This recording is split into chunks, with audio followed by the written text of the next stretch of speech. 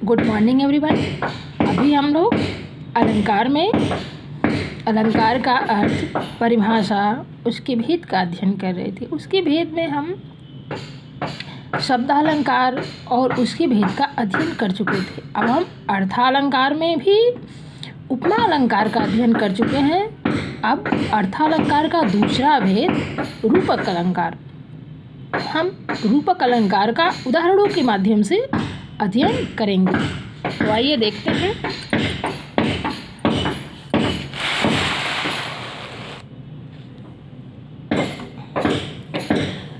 रूपक अलंकार की परिभाषा: जहाँ गुण की अत्यंत समानता के कारण उपमेय में ही उपमान का अभेद आरोप कर दिया जाता है, जिससे कोई भेद नहीं, उपमेय और उपमान में कोई भेद नहीं किया जाता है, अभेद आरोप कर दिया जाता है। उपमेय में ही उपमान को समाहित कर दिया जाता है, क्या अधिक कर दिया गया हो, वहाँ रूपक अलंकार होता है। तो रूपक अलंकार में उपमेय में उपमान का आरोप निषेध रहित होता है। जैसे उदाहरण से आप निषेध रहित मतलब उसका कोई दोष नहीं होता है, वो बिना दोष के, बिना किसी वाचक के उसी में भेद कर दिया जाता है, उसमें समाहित कर दिया जाता है।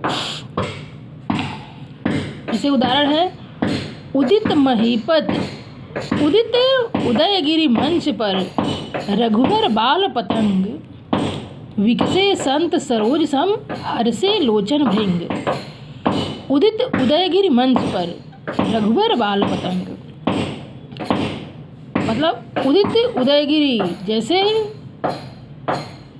उदय होते हुए उदयगिरि मतलब पर्वत पर, तो उदयगिरि जो पर्वत है उसको मंच का दर्जा दिया गया है।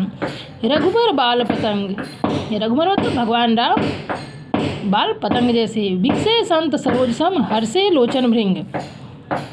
इसका अर्थ है, उदय के समय पहाड़ जैसे बादलों के बीच में जैसे सूर्य शोभा पाते हैं और पूरे संसार को प्रकाश से भर देते हैं, उसी प्रकार मंच पर भगवान राम के बाल रूप के दर्शन से संत लोगों का हृदय कमल के समान खिल जाता है और नेत्र रूपी भंवरे प्रसन्न हो जाते हैं। अब ये कैसे रूपक अलंकार है, इसका स्पष्टीकरण देते हैं। प्रस्तुत दोहे में उदयगिरि मंच पर का रघुवर बाल पतंग यानी सूर्य का संतों पर सरोज का एवं लोचन पर भृंग का।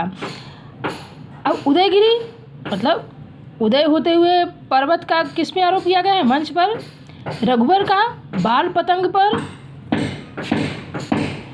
यानी सूर्य पर, संतों पर सरोज का, लोचन पर भंवरों का आरोप किया गया। अभेद आरोप होने से रूपक अलंकार है।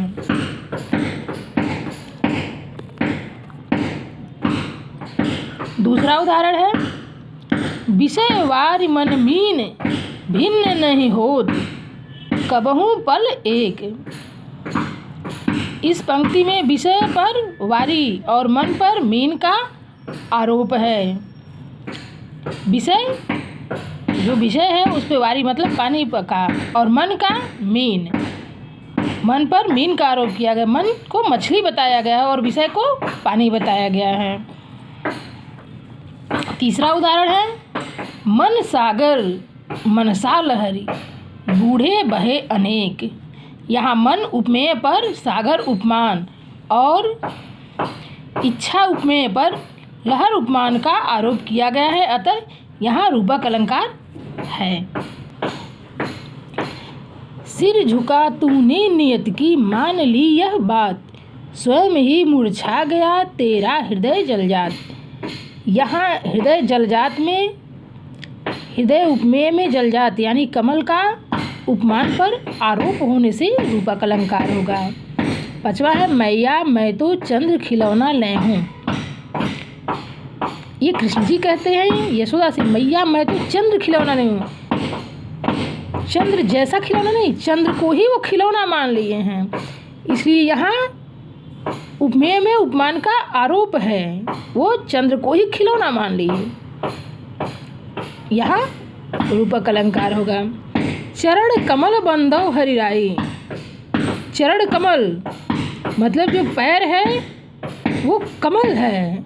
चरण कमल ऐसा नहीं है कि चरण कमल के समान चरण नहीं है, ये चरण ही कमल है।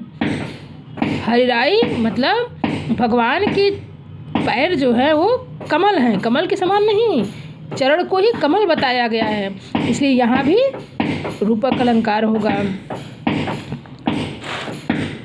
7वां उदाहरण है सब प्राणियों में मत मनो मयूर आहार नाच रहा। सभी प्राणियों में मत मनो मयूर मतलब मस्त मन मयूर के समान नाच रहा है, लेकिन नहीं, ये समान तो यहाँ दिया नहीं है, यहाँ वाचक नहीं दिया है, इसलिए मन को ही मयूर बताया गया है, मोर बताया गया है, इसलिए यहाँ भी रूपक अलंकार होगा। 8वां उदाहरण है पायो जी मैंने राम रतन धन पायो। अब राम के जैसा कोई रूप धन नहीं पाया है, राम रतन, राम ही जो है वो रत्न बन गए हैं और धन बन गए हैं, तो राम को रतन धन बना दिया गया है। यहाँ भी उपमेय में उपमान का आरोप है, इसलिए यहाँ भी जो है रूपक अलंकार होगा। राम नाम मन दीप धरो जिह देहरी द्वार। राम नाम मन दीप धरो जिह देहरी द्वार। जिह देहरी द्वार मतलब जीव को वो ड्योढ़ी, गांव में ड्योढ़ी कहा जाता है, जो दरवाजे जिसे दरवाजे से निकला जाता है। और आगे भी आपको ये उदाहरण दिखाया गया है, और इसमें अब हमको नहीं लगता आपको रूपक अलंकार दोबारा समझाने की ज़रूरत पड़ेगी। अगर पड़ेगी भी तो आप पूछ लीजिएगा। इन उदाहरणों के माध्यम से हम आपको रूपक अलंकार अच्छे से समझा दिए हैं। अगर फिर भी आपको नहीं समझ में आएगा तो आप दोबारा हमसे पूछ लीजिएगा। धन्यवाद।